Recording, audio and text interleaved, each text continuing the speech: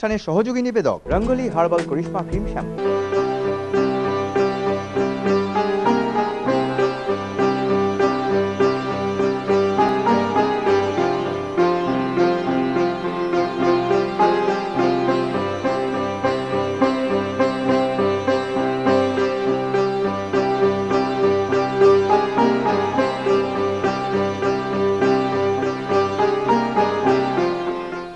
নমস্কার, আমি সুব্রত গঙ্গোপাধ্যায়, চিত্রকর। আমি আমার কিছু গল্প, আমার কিছু ছবি আঁকার অভিজ্ঞতা, আমার জীবনের কিছু অংশ আমি আপনাদের কাছে একটু বলবো, আপনারা শুনুন। আমি খুব ছোট বয়সে আমার মনে আছে, আমি তখন আমার মা, আমি খুব দুষ্টু ছিলাম আসলে। আমার ছোট ভাই তখন হসপিটালে, মা ছোট ভাই হবে, তো মা আমাকে যখন দুষ্টমি করতাম তখন আমাকে এই একটা চক পেন্সিল কিছু দিয়ে হাতে দিয়ে দিতেন। সেটাতে হতো কি, আমি যা আমার দেখতাম, যাকে ভালো লাগতো, কেউ হয়তো আমাকে ছোট বয়সে আদর করেছে, তাকে আমি আমাদের একটা বিশাল দালান ছিল, তো ওই দালানে আমার যত মনের কথা আমি ছবি এঁকে বুঝিয়ে দিতাম। মানে নিজেকেই ওটা একটা রিলিফ হতো আমার। ধরুন কেউ আমায় বকেছে, কেউ আমায় ভালোবেসেছে, সবই কিন্তু আমার ওই ক্যানভাসে, ওই দালানটার ওপর চক দিয়ে আমার আঁকা থাকতো। একটা কোনো গাড়ি দেখলাম, একটা কোনো নতুন মানুষ দেখলাম, সব কিছুই, কোথাও একটা বাঁদর খেলা দেখলাম, এনিথিং যেগুলো আমার ছোট বয়সে বাচ্চাদের যেটা খুব ভালো লাগতো, সেইগুলো আমি কিন্তু এঁকে এঁকে নিজে বেশ একটা তৃপ্তি পেতাম। যদিও তখন আমার ছোট বয়সে আঁকা আমার কিছু কিছু মনে আছে, যে আমি কতটা পারফেকশন ছিল না ছিল সেটা কিন্তু আমি এখনো মনে করতে পারি। একটা সময় যখন পারফেকশনটা এলো, সেটাও আমার মনে আছে, যে আমি একটা সম্পূর্ণ মানুষ আঁকতে পারলাম। আর আমার বাবা ছিলেন আর্ট কলেজের স্টুডেন্ট, আর্ট স্কুলের স্টুডেন্ট। তিনি অতুল বসু, যামিনী গঙ্গোপাধ্যায় এদের ছাত্র ছিলেন। তা যাই হোক, বাবা শেষ দিকে পারিবারিক কারণেই আর ছবি আঁকাটা হয়ে ওঠেনি ওনার। তো উনি আমাকে, আমি যখন এই দালানে চক দিয়ে আঁকতাম, বাবা অনেকক্ষণ দেখতেন, খুব মানে আমি পারছি না বলে। হঠাৎ একটুখানি বললেন, দেখি একটু দে আমায়, আমি দেখিয়ে দিচ্ছি বলে একটা, আমাকে মনে আছে আমার কান আঁকা দেখিয়ে দিয়েছিলেন, কতগুলো মুখের অংশ এঁকে দেখিয়েছিলেন, হাত পা, সেগুলো আমার আজও মনে আছে। ওগুলো মনে হচ্ছিল মাটি থেকে তুলে নেওয়া যাবে।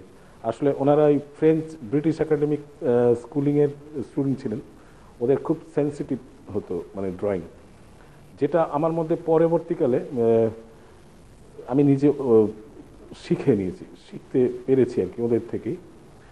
তো আর খুব যখন আমি ছোট ছিলাম তখন আমার মনে আছে, আমি আমার ভাইকে, ভাই হবে নার্সিংহোমে, মা গেছেন হসপিটালে, আমার হাতে একটা চক ধরিয়ে দিয়ে চলে গেছিলেন, যেটা আমি সারা রাত ওই চক দিয়ে এঁকে ওই দালানেই আমি ঘুমিয়ে পড়েছিলাম।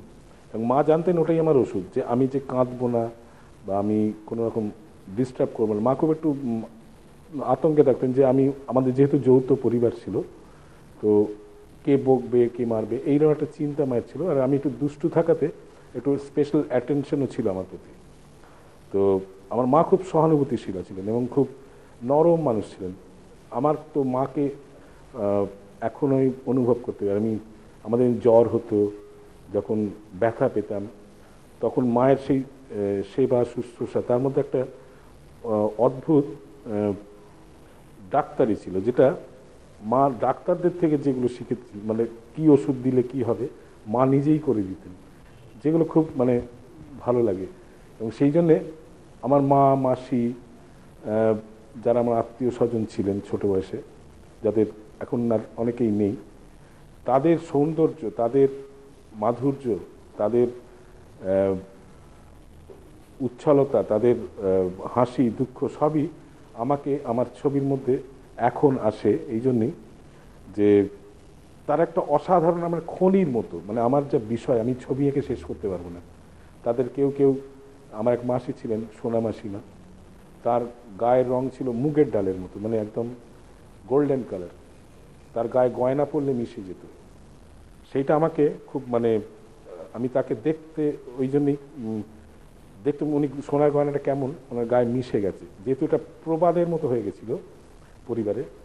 তো আমার ওইটার দিকে একটা লক্ষ্য ছিল এবং আমার ছবিতে কিন্তু ওইটা আসে যে আমি অনেক সময় শরীর এবং মানুষের যে অর্নামেন্টসগুলো, আমি জুয়েলারি নিয়ে অনেক কাজ আছে, মানুষ এবং নারী এবং তার অলংকার, সেই কাজের মধ্যে ওই ব্যাপারটা এসছে যে শরীরের সঙ্গে তার অলংকার মিশে গেছে। তারপরে আর আমি ছবিতে একটু কবিতার দিকে চলে যাই এই জন্যই যে এরা সকলেই আমার কবিতার মতো। আমরা সেই পুরনো বাড়ি, তার আলো ছায়া, তার কড়ি কাঠ, তার বড়গা, আমাদের তার আলো ছায়াগুলো আমার খুব এখনও মধুর লাগে, যেগুলো এখন আর পাওয়া যায় না। তো এই করতে করতে আমরা যখন একটু বড় হলাম, আর আমার ছবি আঁকাটা এমন একটা ছিল, আমি সব কিছু প্রকাশ করতাম ওইটা দিয়ে, যার ফলে আমি কোনো সময় খেলার মাঠে খেলছি, হয়তো আমি ক্রিকেট খেলতাম খুব, তো কোনো সময় ফাঁকা রয়েছে, আমি বল আসছে না, আমি মাঠের এই সাইড লাইনেই একটা কিছু টুকরো দিয়ে ইট বা কোনো কিছু দিয়ে মাটি কেটে কেটে ছবি আঁকতাম। এবং এটা আমার অভ্যেস ছিল, আসলে আমরা যেটা হাত দিয়ে ছবি আঁকি, আমার খোলা হাতে ছবি আঁকা অভ্যেস ছিল, যেটা এই আমি রেস্ট করতাম না কোথাও, মাটিতে বা কোনো টেবিলে রেস্ট করে আমি ছবি আঁকি না, যেটা আমার অভ্যেস হয়ে গেছে ওই দালানে প্র্যাকটিস করার ফলে। আর আমি এখনও যেটা করি, আমি কোনো ছবিতে পেন্টিং করতে গিয়ে ড্রয়িং করি না। তার কারণ হচ্ছে ওই যে ড্রয়িংটা আমার ভেতরে ইনহেল হয়ে গেছে, আমি আমার ব্লাডে চলে গেছে, যেগুলো আর আঁকতে হয় না আমাকে। কারণ আমি জানি যে ছবি ড্রয়িং করলে যখন আমি পেন্টিং করব, সেই ড্রয়িংটা কিন্তু মুছে যাবে। আসলে ওই ড্রয়িংটা, বেসিক ড্রয়িংটা কিন্তু ছবিকে স্ট্রিপ করে দেয়, যার ফলে আমি ড্রয়িং করাই ছেড়ে দিয়েছি, পেন্টিং একদম ডাইরেক্ট পেন্টিং করি। এই যে ছোট বয়সের সেই অভ্যেসটা আমাকে এখনও কাজ করিয়ে নেয়। সুব্রত গঙ্গোপাধ্যায় একজন খুব পরিচিত ব্যক্তি, শিল্পী হিসেবে ওনাকে সবাই চেনে এবং সবার খুব বন্ধু ব্যক্তি লোক।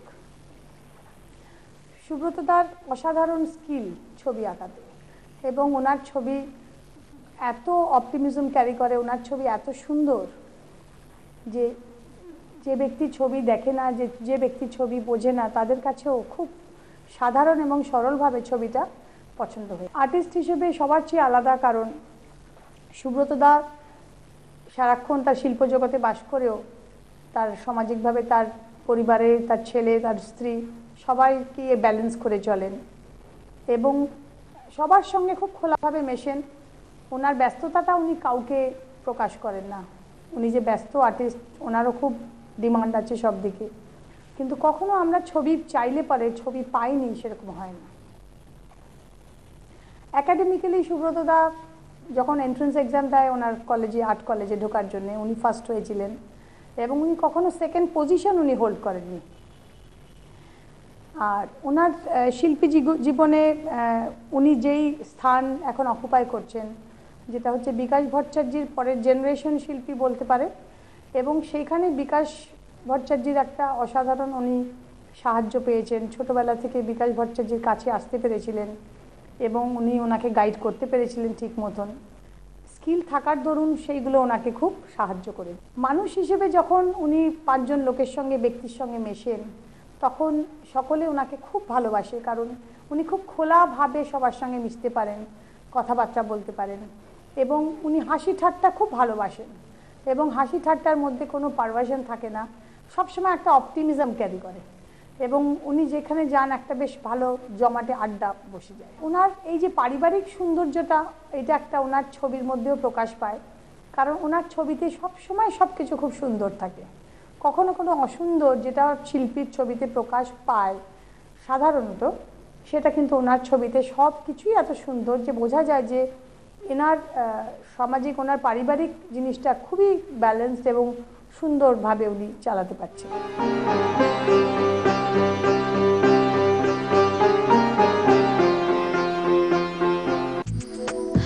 সুগন্ধে ভরা ডলার সুগন্ধে ভরা ডলার। আমি বলছিলাম কি সুগন্ধি ভরা ডলার তাই না? ডলার ক্লাবের আসল ফ্রেশ অফার এখন প্রতিটি ডলার ক্লাব ইনার ব্যারের সাথে সিনথলের 17 টাকা ওয়ালা সাবান একদম বিনামূল্যে। আমরা রয়েছি রায়গঞ্জের বিধান মঞ্চে। আমরা যখন এখানে পৌঁছলাম ট্যালেন্ট সার্চের জন্য, কি বিপুল উন্মাদনা।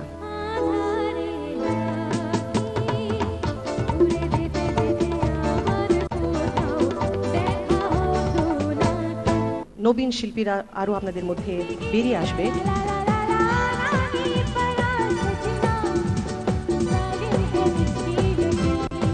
এর থেকে আরো অনেক ভালো গাইতে পারি।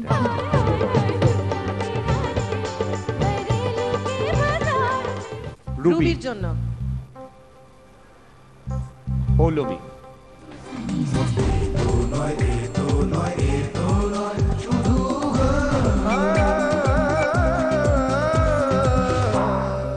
হরলিক্স তারা সেরা এত নয় শুধু গান দেখুন প্রতি শুক্রবার ও শনিবার সন্ধ্যে 7:30 কলকাতা এবং রাত 8টায় ঢাকা।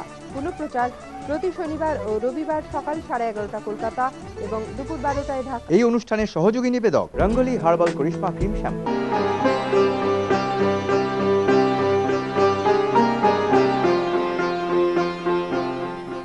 আমার বাবাকে মনে আছে, আমার বাবা খুব স্নেহপ্রবণ ছিলেন। আমাদের কখনো উনি বকতেন না, কোনো রকম ব্যথা দিতেন না, ভীষণ ভালোবাসতেন।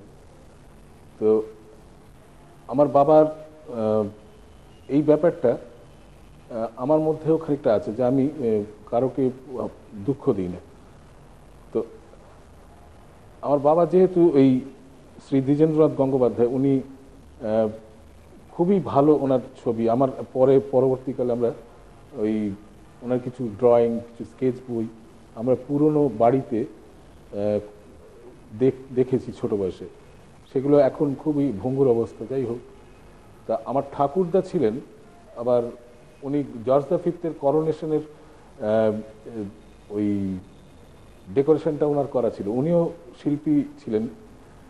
তারপরে উনি আরেকটা বড় জিনিস ছিল যে উনি গিরিশ ঘোষের যে নাটকের দল ছিল তাতে উনি নায়িকার পাঠ করতেন। পরবর্তীকালে আমি বড় হয়ে যখন ওইসব আগেকার দিনের কাগজগুলো, আমি একটা বিশেষ কাগজের সঙ্গে যুক্ত ছিলাম, ওখানে ডিরেক্টর, অ্যাসিস্ট্যান্ট আর্ট ডিরেক্টর ছিলাম। সেই পত্রিকাতে যে লাইব্রেরি ছিল, লাইব্রেরি ঘেটে আমি ওইসব কিছু তথ্য বার করেছিলাম যেগুলো সুন্দরাম কাগজে বা পুরনো যে সমস্ত নিউজ পেপার ছিল তাতে রিভিউজতে পেয়েছি আমি। আর আমার বাবা আমাদের খুব স্বপ্ন দেখাতেন, খুব সুন্দর গল্প বলতেন। আমরা জড়ো হয়ে সব ভাই বোন মিলে বাবার কাছে বসে গল্প শুনতাম নানা ধরনের, মানে শিল্প সম্পর্কিত, তার সঙ্গে তৎকালীন আর্টিস্টদের যে শিল্পীরা ছিলেন খুব, যারা ভারতবর্ষের নামকরা আর্টিস্ট, তাদের সম্পর্কে গল্প শুনেছি। তারপরে আমার ঠাকুরদা, আমাদের পুরনো পরিবারের সম্পর্কে অনেক গল্প শুনতাম, যেগুলো আমাদের প্রচণ্ড কল্পনা শক্তি বাড়াতো। এবং এখনও আমরা অনেক কিছু পড়লে, অনেক গল্পের মধ্যে, অনেক পরিবেশের মধ্যে ওই সবগুলো আমাদের মধ্যে চলে আসে, ওই নস্টালজিয়াটা আসে, যেটা আমার ছবিতে খুব প্রভাব করে আমাকে। তো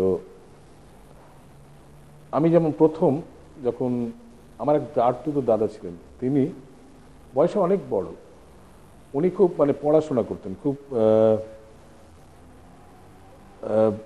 দেশ পত্রিকা, পরবর্তীকালে আমি যেখানে নিজে কাজ করার সুযোগ পেয়েছি, আমি বহুদিন দেশ পত্রিকার জন্য কাজ করেছি, অনেক কভার করেছি, অনেক বড় বড় সাহিত্যিক যেমন শক্তি চট্টোপাধ্যায়, নীরেন্দ্রনাথ চক্রবর্তী, সুনীল গঙ্গোপাধ্যায়, আমাদের সমরেশ মজুমদার, সমরেশ বসু, বুদ্ধদেব ঘোষ, সমস্ত দিকপাল লেখকের সান্নিধ্যে আমি আসতে পেরেছি।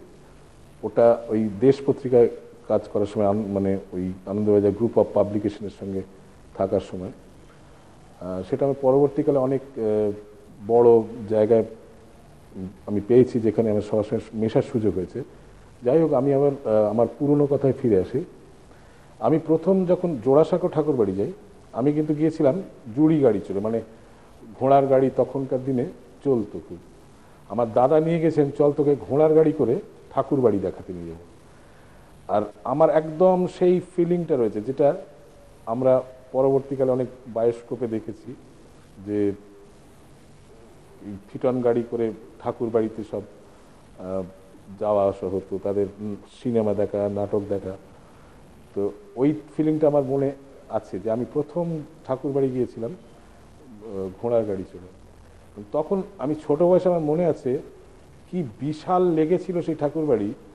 পরবর্তীকালে সেই বিশালতাটা আমার কাছে হারিয়ে গেছে। মানে আমি আবার যখন যাই, তখন কিন্তু ছোট বয়সে সেই দেখা বিরাট ঠাকুর বাড়ি, সেটা কিন্তু আমি আর খুঁজে পাইনি।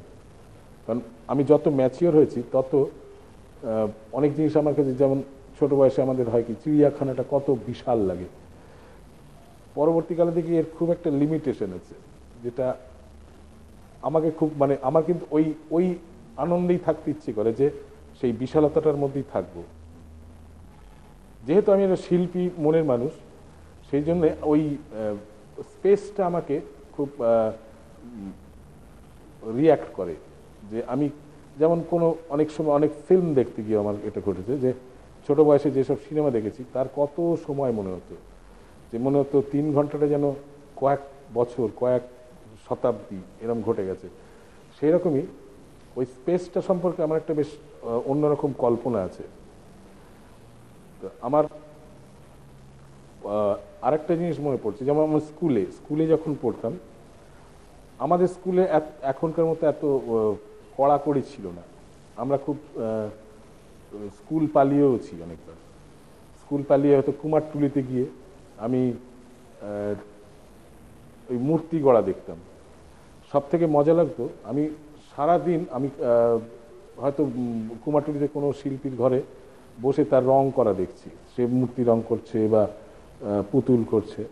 সেটা দেখতে দেখতে আমি কিন্তু নাওয়া খাওয়াই ভুলে যেতাম। আমি বাড়ি থেকে লোক গিয়ে আমাকে ধরে বেঁধে নিয়ে আসতে হবে। আমাকে একজন দেখাশোনা করতেন, তো সে এখন বৃদ্ধ হয়ে গেছে, সে এখনো আসে, আমাকে খুব ভালোবাসে, মানে আমাদের বাড়ির কাজের লোক ছিল। তো ও ছোট বয়সে আমাকে ওই কুমারটুলিতে গিয়ে আমাকে খুঁজে আনা ওর একটা ছিল প্রায় রোজকার কাজ, যেটা এখন ভাবতে বেশ অবাক লাগে। আর কুমারটুলি, উত্তর কলকাতা, অনেক শিল্পীর শিল্পস্থান যেগুলো ছিল, সেইগুলোতে কিন্তু আমার বিচরণ খুব বেশি ছিল। তার মধ্যে একটা ছিল, আমি অনেকগুলো স্টুডিও ছিল, বিভিন্ন ছবি আঁকার স্টুডিও, যে সিনেমার ব্যানার আঁকতো, কারুক্রিট বলে একটি ছিল, এরকম হাতিবাগানের দিকে একটি ছিল। তা এইগুলো, এই ব্যানার আঁকাটা আমার কাছে, মানে ওদের স্বপ্নের আর্টিস্ট মনে হতো, যারা মুখ মিলিয়ে দিত, তারা খুব আমার কাছে ড্রিম আর্টিস্ট ছিলেন। অত বড় একটা মুখ, কি সুন্দর ওনারা মেলাতেন, ওটা দেখা আমাকে একটা ম্যাজিকের মতো লাগতো। তা পরবর্তীকালে ওগুলো আমার এই এক্সপিরিয়েন্সগুলো আমাকে কাজে লেগেছে অনেক, যেটা এই হোর্ডিং পেন্টিংয়ের মধ্যেও কিন্তু একটা রং মাখানো, রংকে ক্যানভাসের সঙ্গে ব্লেন্ডিং করা, এটাও কিন্তু একটা শিক্ষার ব্যাপার আছে, যেটা আমরা পরবর্তীকালে আর্ট কলেজে ব্লেন্ডিং, মার্জিং, এগুলো কিন্তু হয়তো প্রসেসটা আলাদা, কিন্তু ওই যে যেহেতু আমার দেখা ছিল এই জিনিসগুলো, এটা আমাকে অনেকটা সাহায্য করেছে আমার ছবি আঁকার শিক্ষার মধ্যে দিয়ে। তা আরেকটা জিনিস, যেটা আমার মামার বাড়ি ছিল একটা পুরনো জমিদার বাড়ি আর কি, মানে যেখানে দুর্গা দালান ছিল, সিংহদুয়ার ছিল, পুকুর ঘাট ছিল, বিশাল ছাদ ছিল। সেই ছাদের আশপাশে অনেক দূর পর্যন্ত দেখা যেত, একটা ট্রেন লাইনের একটাই লাইন ছিল, সেইটা দিয়ে রেল যাওয়া আসা করত। আর আমরা ওই ছাদ থেকে, আমরা পুরনো বাংলা ছবিতে যে সমস্ত আমরা ছাদ দেখেছি, ছাদে জ্যোৎস্না দেখেছি, সেইগুলো আমার নিজস্ব একান্ত নিজস্ব অনুভূতি, যেগুলো আমি কোনোদিন কারোকে বোঝাতে পারিনি, যে মনে হচ্ছে আমি খুব ঈশ্বরের কাছাকাছি চলে গিয়েছি। কারণ ওই জ্যোৎস্না এবং তার বুনো যে রং, তার জ্যোৎস্নার যে জোয়ার, যে একটা অন্যরকম মাদকতা আছে, সেটা কিন্তু ওই ছাদে না দাঁড়ালে বোঝা যায় না, বা ওই পরিবেশে না থাকলে বোঝা যায় না। অনেক সময় বিভূতিভূষণের কথা মনে করায়, সেই লফটুডিয়ার জঙ্গলের কথা। আমার কিন্তু ওই কল্পনা থেকেই ওইটা চলে আসতো, মানে আমি মনে হতো আমি লফটুডিয়ার জঙ্গলে রয়েছি। তো এই যে আমার মামার বাড়ি ভীষণ রোমান্টিক ছিল, যেটা আমার মাসিরা ছিলেন খুব মজার। তারা ভূতের ভয় দেখাতেন ওই অন্ধকারে, তখন ওখানে আলো ছিল না, তো ওই হ্যারিকেনের আলো, তার মধ্যে দিয়ে কোনো একটা ছায়া চলে গেল, সেইগুলো আমাদের খুব মানে ভয় লাগাতো। আমার মাসি হয়তো ইচ্ছে করে নাক ডাকার মতো আওয়াজ করলেন, ভূতের মতো গলা করে ভয় দেখাতেন। আর ও মানে বলে বোঝানো যাবে না, ওটার যে কি অদ্ভুত একটা রোম্যান্টিক সময় গেছে আমাদের, খুব ক্লাসিক টাইম। আমাদের সেই দুর্গা পুজো, তারপরে মামার বাড়িতে যাত্রা হতো, সেই দুর্গা পুজোর পরে পুরুষরা নারী সাজতেন। পরের দিন দেখলাম যিনি নায়িকা হয়েছেন তিনি আলতা পরে জলে ভাসছেন, ওখানে ওই চিত হয়ে সাঁতার কাটা, মানে ভেসে থাকা একটা বেশ মজার একটা সাঁতার ছিল। তো আমি দেখলাম সেই উনি নাকি আগের দিন নায়িকা হয়েছিলেন। সেই ছবি কিন্তু আমার আজও মনে আছে। আমি এই নিয়ে ছবি আঁকার চেষ্টাও করেছি, অনেকবার কাজ করেওছি, অর্ধনারীশ্বরের মতো। আমার মামার বাড়ি পুকুর, ওখানেই আমি সাঁতার শিখেছিলাম। ওই বিকেলবেলা জলটা গরম হয়ে যেত, তখন আমরা গিয়ে মানে পুকুর পাড়ে সাঁতার কাটতাম। তার আগে কিন্তু আমি পুকুর পাড়ে বসে থাকতাম দুপুরবেলা, একা বসে বসে শালুক ফুল দেখতাম, পদ্ম পাতা দেখতাম, তাদের যেরকম চরিত্র, হাওয়ায় তাদের কীরকম মুভমেন্ট হচ্ছে, তার মধ্যে জল গড়িয়ে যাচ্ছে, একটা সাপ এসে হয়তো আমার কাছে এসে মাথা নাড়াচ্ছে জলের মধ্যে ভেতর থেকে, আবার চলে যাচ্ছে। এইটা আমার দুপুরে খুব ইন্টারেস্টিং লাগতো মামার বাড়িতে। পরবর্তীকালে তারপরের মুহূর্তেই দেখলাম যে কিছু মহিলা এলেন, যারা, আমি তখন খুবই ছোট, তারা কিন্তু জানতেন না একজন শিল্পী বসে আছে তাদের পাশে। তারা তাদের মতো স্নান করতেন, গল্প গুজব করতেন, কেউ কাপড় কাচতেন। তার মধ্যে কেউ হয়তো তার সদ্য বিবাহ হয়েছে, তাই সেই মহিলাকে নিয়ে কিছু মশকরা হচ্ছে, তাকে এক একজন এক এক রকমভাবে ভাবছেন, এক এক রকমভাবে দেখছেন বা টিজ করছেন। এই যে জিনিসগুলো, এগুলো কিন্তু আমি ছোট বয়সেই আমার কিন্তু ভেতরে একটু একটা আমার সফটওয়্যারে ঢুকে গেছে, যেটা আমার এখনো ওইগুলো আমি জীবন্ত দেখতে পাই। সেগুলো আমার ছবির মধ্যে এখন আসে, খুব আমি আনতেও চাই, আমি ডেলিভারেটলি আনতে চাই, যে এরা একটা আমার কাছে অলংকারের মতো। এইসব সময়, এই যে পিরিয়ড ফিলিং, এটা কিন্তু আমি কোনো সময় চাই না নষ্ট হয়ে দিতে। যদিও এখন শিল্প সম্পর্কে অনেক রকম ধ্যান ধারণা পাল্টাচ্ছে, অনেক কিছু বলেও অনেকে, যেটা ভুল কি ঠিক সে পরবর্তীকালে বিচার হবে।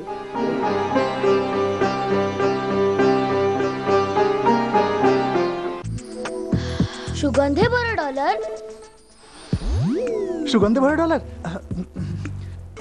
আমি বলছিলাম কি, সুগন্ধি ভরা ডলার, তাই না? ডলার ক্লাবের আসল ফ্রেশ অফার, এখন প্রতিটি ডলার ক্লাব ইনারওয়্যারের সাথে সিন্থলের 17 টাকাওয়ালা সাবান একদম বিনামূল্যে।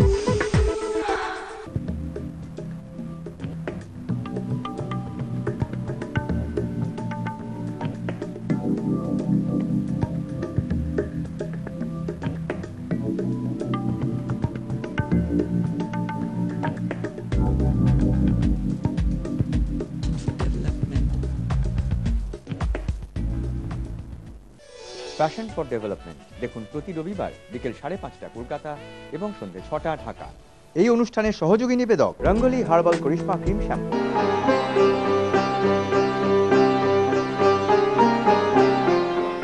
সুব্রত ছবির বিষয়বস্তু হচ্ছে, সুব্রত একটা ইন্টিমেট একটা স্পেস তৈরি করে, যেই স্পেসটা সে বিচরণ করে, যেই স্পেস, এবং সেই স্পেসটা হচ্ছে তার শহর, কলকাতা শহর। এবং তাতে সে বাস করেছে মোটামুটি তার জন্মের পর থেকে, সে বড় হয়ে উঠেছে একটা উত্তর কলকাতায়, বিকাশদার মতনই। এবং সেখানে এই উত্তর কলকাতার সাথে সাথে গলি, নোনা ধরা দেওয়াল, অন্ধকার ঘুপচি ঘর, সেখানে সে কিন্তু দূর থেকে কোনো গেজ দিয়ে দেখেনি, সেখানে সে কোনো দূর একটা স্পেস থেকে সে দেখেনি, সেখানে তার একটা ইন্টিমেট, তার একটা বিচরণ ছিল, সেই স্পেসগুলো সে জানতো, আশেপাশের মানুষগুলোকে সে চিনত, এবং এরা হচ্ছে তার প্রিয় সাবজেক্ট, এরা হচ্ছে তার প্রিয় প্রোটাগনিস্ট, এদের ছবি সুব্রত এঁকেছে, এবং তার জন্য সে ব্যবহার করেছে এই একাডেমিক রিয়েলিজমের মডেলটা, যেখানে সোর্স অফ লাইটটা খুব ডিস্টিংক্ট। এখন সুব্রতকে আমি কীভাবে পজিট করবো? সুব্রত মোটামুটি এখন একটা সিনিয়রের দিকে এগোচ্ছে, সে একজন ইভলভিং, আমি তরুণ বলতে পারি না, he is not a young artist. তার পজিশনটা কোথায়? How do we posit Subrata as a painter in the contemporary art? Subrata certainly, Subrata কোনো ডিসজাংচার না, সুব্রত কোনো রাপচার নয়, কোনো ইন্ডিয়ান আর্টে কোনো রাপচার নেই, কিন্তু সুব্রত একটা কন্টিনিউটি, একটা ট্র্যাডিশন ধরে রেখেছে, এবং সেটাই বারবার যেটা বলছি, যেটা রিটারেট করছে একটা একাডেমিক রিয়েলিজমের জায়গাটা।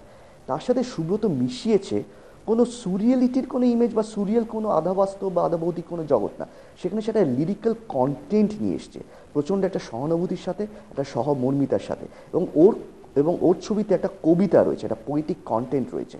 কিছু কিছু ছবিতে আমি দেখেছি তাতে একটা পলিটিক্যাল স্টেটমেন্ট থাকে, এবং তাতে ওর কিছু নিজের একটা, যদিও ও নিজে একটা অ্যাপলিটিক্যাল স্ট্যান্ড নিতে সে ভালোবাসে, কিন্তু তারও একটা পলিটিক্যাল একটা স্টেটমেন্ট ওর কিছু কিছু ছবিতে আছে, যেখানে সে সোচ্চার আশেপাশের ঘটনার ওপর, ভায়োলেন্সের ওপর, এই ডেকাডেন্সের ওপর, এই ডেকাডেন্সটাও সুব্রত ছবিতে ভীষণভাবে সে উঠে আসে, এবং যার মার্কার হচ্ছে সেই ঘুপচি দেওয়াল, অন্ধকার, সরু গলি, একটা কার্নিশের ধারে কোনো একটা অরক্ষণীয়া মেয়ে কোনো একটা বিষণ্ণ বিকেলবেলায় দাঁড়িয়ে আছে, তিনটে মেয়ে একসাথে, তিনজন মেয়ে, তাদেরও খুব ভালোভাবে চেনে,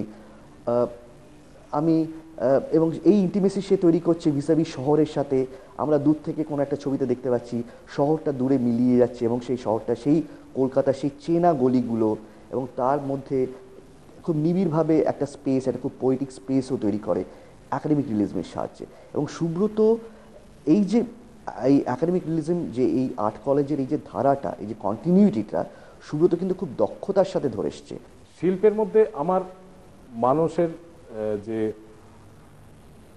আন্তরিক চাহিদা রয়েছে, যে মনের আসল চাহিদা থাকে, আসল মানুষের কাছেই ফিরে আসে, যে সে যেখানেই থাকুক, ধরুন একটা মরুভূমিতে চলে গেল, কিন্তু সে ফিরতে চায় আর একটা জীবনের কাছে, সেই জন্য মানুষের কাছেই মানুষকে আসতে হয়, বা প্রকৃতির কাছে মানুষকে আসতে হয়। তো সেইটা কিন্তু আমি আজ খুব গভীরভাবে অনুভব করি, সে বলে বোঝানো যাবে না।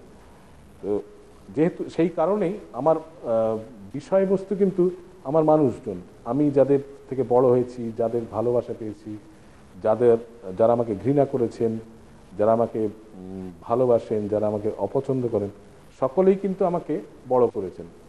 কারণ ঘাত প্রতিঘাত যদি না থাকে, তাহলে কিন্তু আমার কোনো বাড় বৃদ্ধি হবে না। আর সবসময় যদি আমি আমার তোষামত পাই, তাহলে কিন্তু আমার কোনো বাড় বৃদ্ধি হয় না। এটা আমি নিজে অনুভব করি, নিজেকে আমি অ্যানালিসিস করি, যে আমি একটু পোস্টমর্টমও করি আমার ব্যাপারটাকে। তো এই করে করে কিন্তু আমি ছবির একটা মাত্রা তৈরি করতে পেরেছি।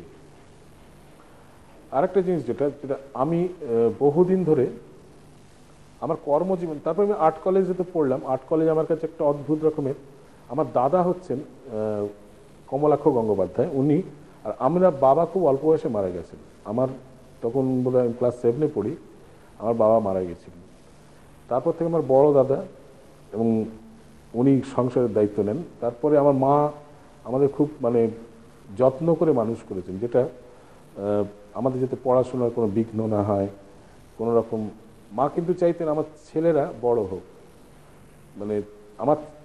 আমরা দেখেছি মাকে গয়না বিক্রি করতে, হঠাৎই আমাদের অবস্থাটা খারাপ হয়ে যাবে, এবং মাকে যখনই কেউ এই প্রশ্নটা করতো, তুমি গয়নাগুলো বিক্রি করে দিচ্ছ, মা বলল, আমার গয়না আমি তৈরি করছি। এবং পরবর্তীকালে আমরা যখন বড় হয়েছি, তখন কিন্তু মাকে সেইগুলো ফিরিয়ে দেওয়ার চেষ্টা করেছি, যেটা আমার আনন্দ লেগেছে, যে আমি মাকে সেই হাসিটা দেখতে পেয়েছি, যেটা উনি চেয়েছিলেন, যে আমরা বড় হব, আমরা নিজের পায়ে দাঁড়াবো, প্রতিষ্ঠিত হব, সম্মান পাবো। সেইটা কিন্তু উনি ভীষণবার, উনি একটা অদ্ভুত আলোকপ্রাপ্ত মহিলা ছিলেন, খুব আধুনিক মানসিকতার মহিলা ছিলেন, যেটা খুব কম মানুষের মধ্যে দেখা যায়। এবং উনি খুব সিম্পল মানুষ, খুব মহিলা, কিন্তু তার থিঙ্কিং ছিল, উনি এই আসলে রবীন্দ্রনাথ তার গুলে খাওয়া ছিল, তার পড়াশোনাটা ছিল খুব উচ্চ মার্গের, যেটা আমরা অনেক উঁচু বয়স ক্লাস অবধি মায়ের কাছে বাংলা পড়েছি। মা খুব ভালো বাংলার শব্দ, খুব ভালো একটা ডিকশনারি ছিল আমাদের কাছে আসলে। আর ওনার রুচির মানে অদ্ভুত একটা পরিশীলিত রুচি ছিল, যেটা আমরা কোনো অবান্তর কথা বললে, কোনো অপ্রাসঙ্গিক কথা বললে উনি কিন্তু খুব খুশি হতেন না।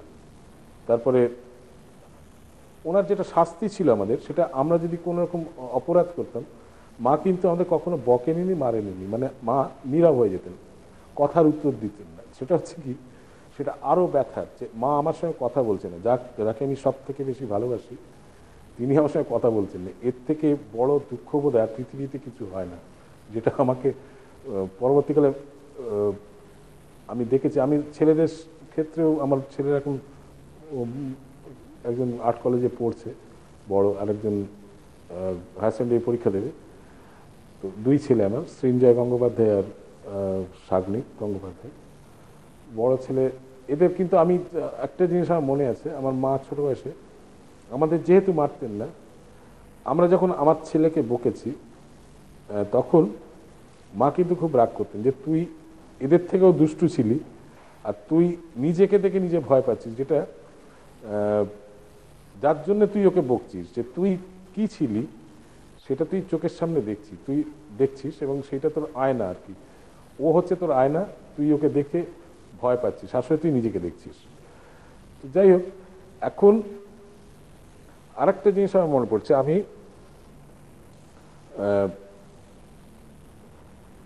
তখন সত্যজিৎ বাবু, সত্যজিৎ রায়, শ্রী সত্যজিৎ রায়, উনি আমাদের কাজ খুব ভালোবাসতেন। আমাদের ছবি আঁকা, আমাদের যেগুলো প্রেস রিলিজ হতো, যেগুলো ছাপা হতো কাগজে, উনি দেখতেন, খুব যত্ন করে দেখতেন এবং আমাদের বলতেন। উনি তো একজন মানে আমাদের শিল্পী হিসেবে তো বিরাট মানুষ ছিলেন, মানে ফিল্ম ডিরেক্টর বা আর্টিস্ট, সেই হিসেবে সবার কাছেই উনি জনপ্রিয় ছিলেন।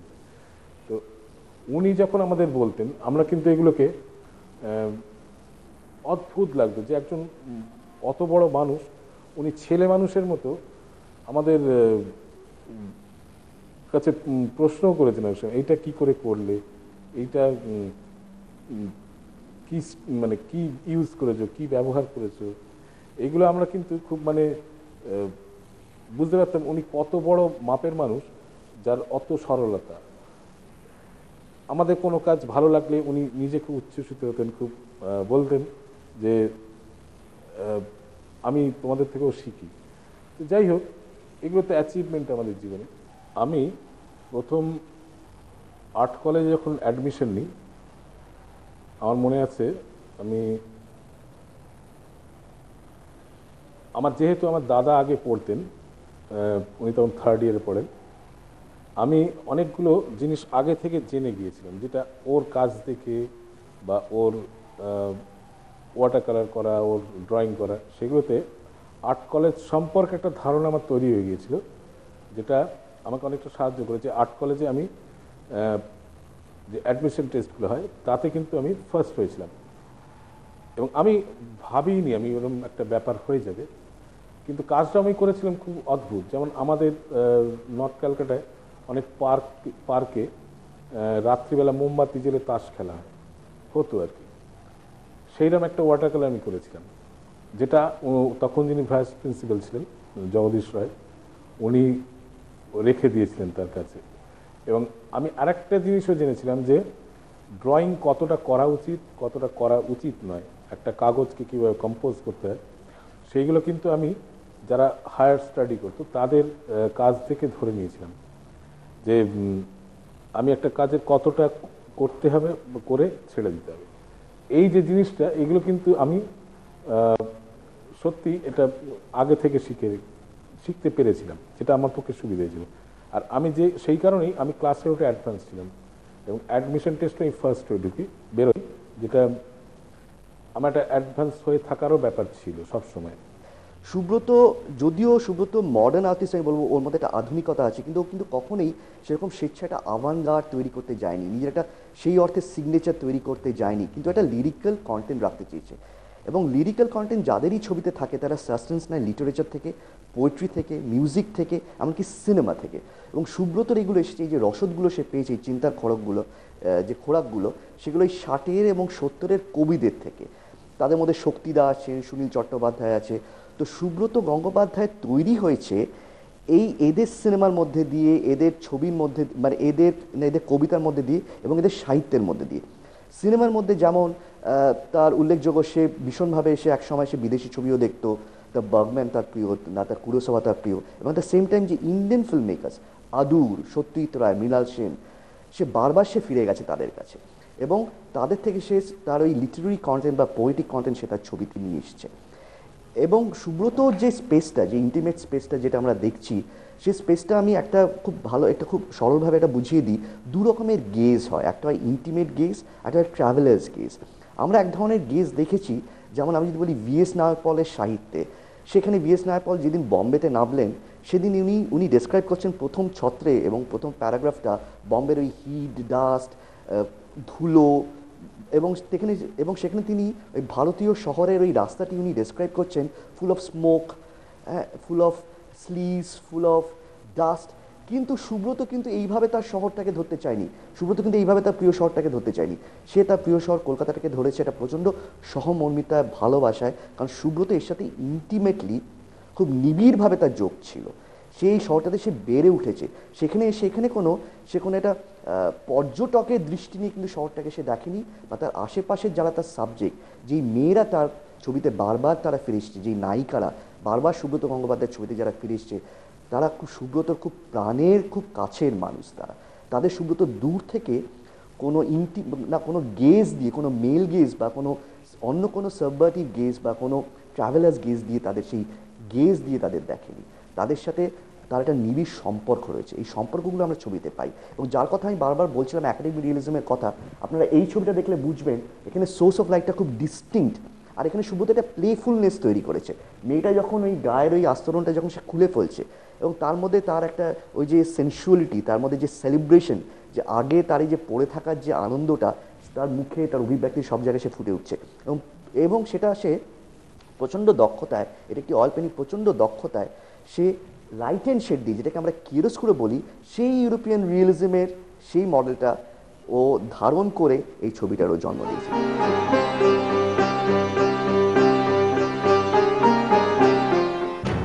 We communicate. No matter in which language. In English. With the world. বাংলাতেও। শুধুমাত্র তারা মিউজিক। Prime time late edition. Only on Tara News. Prime time late edition দেখুন সোম থেকে শনি রাত 11টা কলকাতা এবং রাত 11:30 ঢাকা।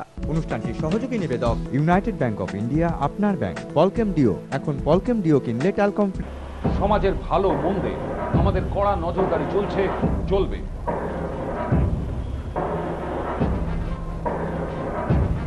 আমাদের চোখ খোলা আছে, হাত বাঁধা নেই। তাই অসহায় বিপন্ন মানুষের পাশে আমরা ছিলাম, আছি, থাকব।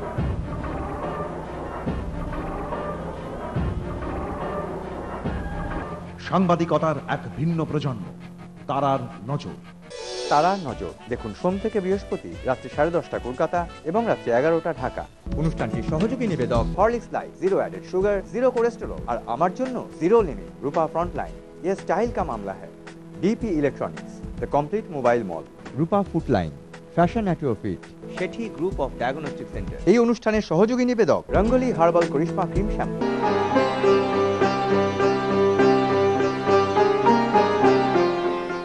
আমি আর্ট কলেজে একজনকে পেলাম যাকে আমি অনেক আগে থেকেই চিনতাম, আমার মাস্টারমশাই বিকাশ ভট্টাচার্য।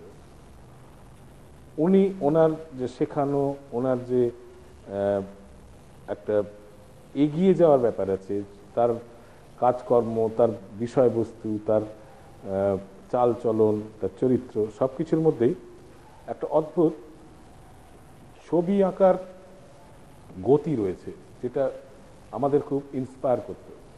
তার কাজের মধ্যে যেহেতু আমার সঙ্গে, আমার চাহিদার সঙ্গে, আমার মনের কথার সঙ্গে মিল হতো, উনিও খুব নিজে ইন্সপায়ার করতেন যে তুমি সুব্রত, তুমি যেটা তোমার সহজে হবে সেইটা তুমি করো, যেটা আমাকে অনেকটা এগিয়ে নিয়ে গেছে।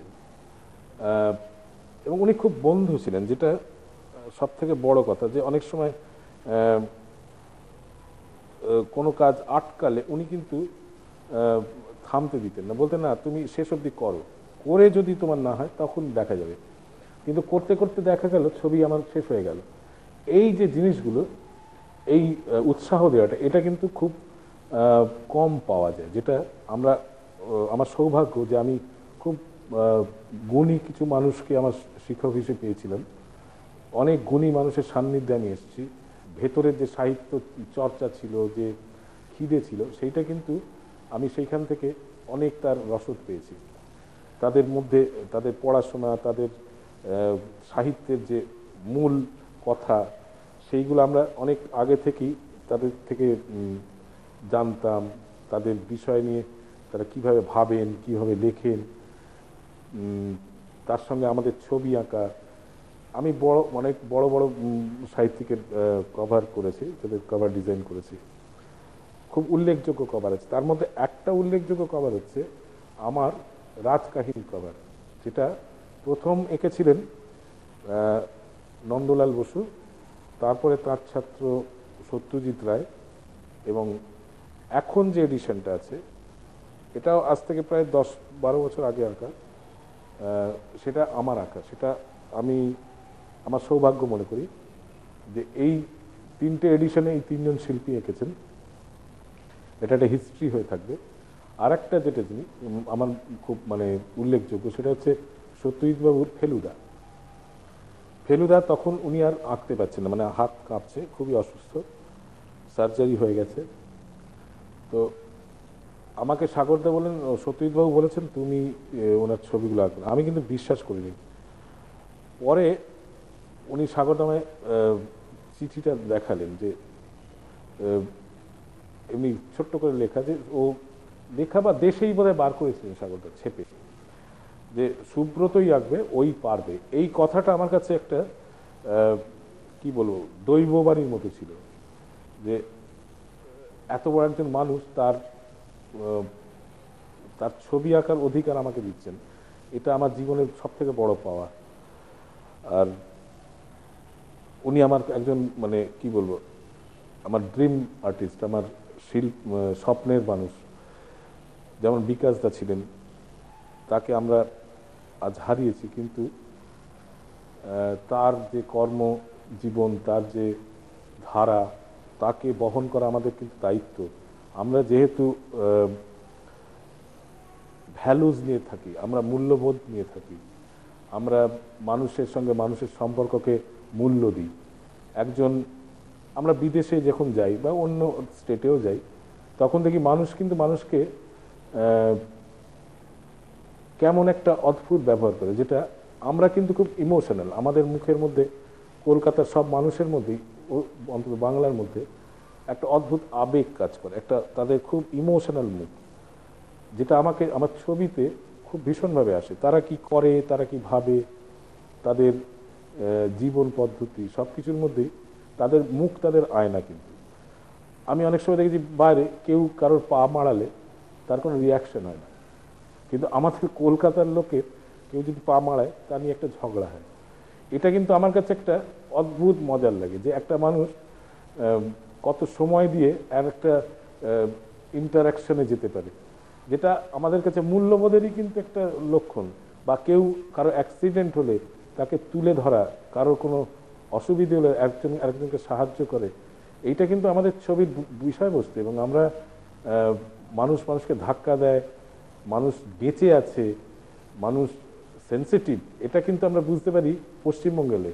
আমরা বাইরে গেলে মনে হয় আমরা কোনো একটা অন্য ল্যান্ডে গেছি, যেখানে মানুষকে ভালোবাসে না। আমার এটা অন্তত ধারণা, যে কেউ একজন পড়ে আছে রাস্তায়, তাকে কেউ তুলছে না, তাতে নাকি পুলিশের ঝামেলা এসে যাবে না।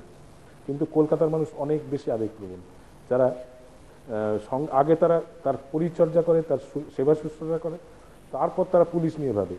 এটা কিন্তু অন্য কোথাও নেই। আর আমি আমার দেশ নিয়ে, আমার জন্মস্থান নিয়ে, আমার নর্থ ক্যালকাটা নিয়ে আমি খুব গর্বিত। আমি ভীষণভাবে প্রাউড আমার শহর নিয়ে। আমি কলকাতাকে আমার মা মনে করি। কলকাতা আমার ছবির বিষয়, কলকাতার মানুষজন আমার ছবির বিষয়, কলকাতার প্রকৃতি আমার ছবির বিষয়। আর আমি আবার যদি কখনো আমার মনে হয় যে পরজন্ম, সেটাও কিন্তু আমি চাই আমার একই জায়গায় হোক। আমি এইরকম ছবি আঁকবো। আমার যে এই বৈচিত্র্যপূর্ণ যে শহর, আমার যে অভাবী শহর, আমার যে দুঃখের শহর, আনন্দের শহর, আমার সংবেদনশীল মানুষজন, আমার আত্মীয় স্বজন, তাদের ভালোবাসা, তাদের আনন্দ, তাদের দুঃখ, সব কিছু, তাদের পরিবেশ, সব কিছুর মধ্যে অন্যরকম একটা নেশা আছে যেটা অন্য কোথাও নেই। এই নেশা হলো হৃদয়ের নেশা, যেটা মানুষের সঙ্গে মেশার একটা নেশা। মানুষকে চায়। আমরা সবসময় একটা যতই আমরা বলি যে আমি এটা ভুলে থাকবো, আমি আমার সম্পর্ক নষ্ট করে থাকবো, আমরা যে কুকিগত হয়ে গেছি পারিবারিকভাবে, যে আলাদা আলাদা একটা সেপারেট সংসার তৈরি হচ্ছে, সেটা কিন্তু আমরা আসলে চাই না। কিন্তু এটা আমাদের সামাজিক কারণেই হচ্ছে। এইগুলোই আমাদের ছবির বিষয়। পরবর্তীকালে আমি যে ছবির বিষয়বস্তু, এরাই থাকবে এবং ছবির মধ্যে হয়তো তার প্যাটার্ন চেঞ্জ হতে পারে, তার কম্পোজিশন চেঞ্জ হতে পারে, তার রং পাল্টাতে পারে, কিন্তু ছবিতে কিন্তু এরাই আমার বেঁচে থাকবে। আর এরাই আমার মানে অপূরণীয় রসদ। কলকাতা শহর, আমাদের ভারতবর্ষের মানুষজন, এর এত রসদ বোধহয় সারা পৃথিবীতে কোথাও নেই, যেটা এত বৈচিত্র্যপূর্ণ, এত বিষয়ে ভরপুর, যেটা বলে বোঝানো যাবে না। যে আমরা একটা জায়গা থেকে আরেকটা জায়গাতে কত ঋতু পরিবর্তন দেখি, যেগুলো আমাদের রিয়াকশন করে। একমাত্র পশ্চিমবঙ্গেই আমরা প্রতিটা ঋতুর প্রভাব খুব প্রগাঢ় দেখতে পাই, যেটা সারা পৃথিবীতে খুব কম জায়গাতেই পাওয়া যায়। আমরা শীতকে শীতের মতো দেখি, বসন্তকে বসন্তের মতো পাই, হেমন্তকে হেমন্তর মতো দেখি। সব ঋতুগুলো আমাদের ভীষণভাবে প্রভাব ফেলে ছবিতে।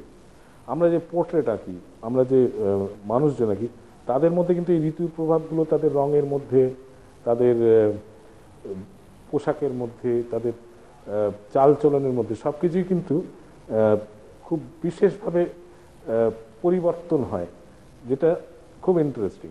পরবর্তীকালে হয়তো আরও বেশি, আমি ঠিক সুরিয়ালিজম করি না, আমি খুব এক্সপ্রেশনিস্টিক। আমি নিজে খুব মানুষের খুব মনের ভেতরের যে একটা আলোড়ন হয়, তার ভেতরের যে এক্সপ্রেশন, অব্যক্ত যে তার কথাবার্তা, সেইগুলো কিন্তু আমার ছবির বিষয় হয়। এবং আমি এটাকে আরও চর্চা, এর কোনো শেষ পাচ্ছি না। এর অনেক অনেক দিক আছে। এইগুলো নিয়ে কাজ করতে করতেই মনে হয় আমার জীবন কেটে যাবে।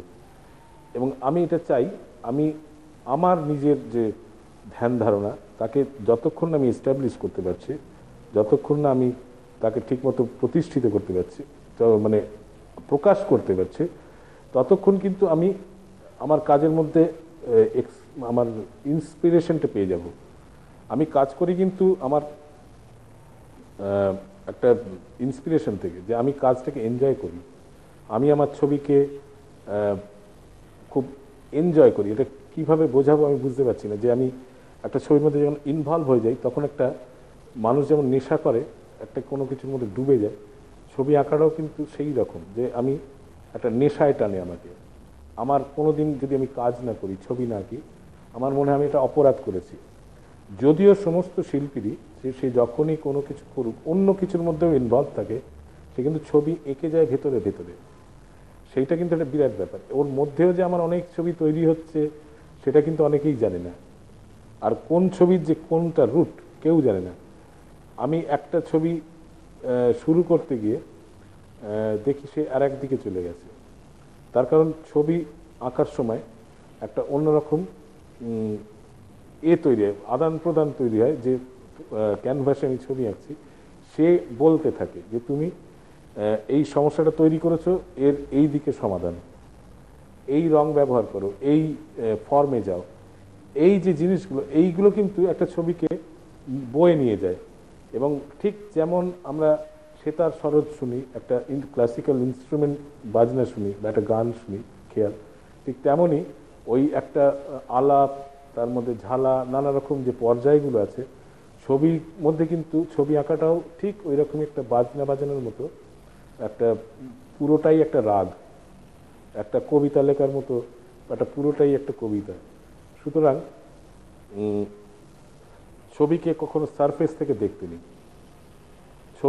সব ছবিরই একটা সূত্র থাকে যেখানে যেটা মানুষকে টেনে নিয়ে আসে, মানুষকে বলে কাছে এসো, আমায় দেখো, তার ভেতরে যাও। ছবি একটা অন্য ভাষা, সে নিজে নিজের কথা বলে, তাকে সাহিত্য দিয়েও বোঝানো যায় না, তাকে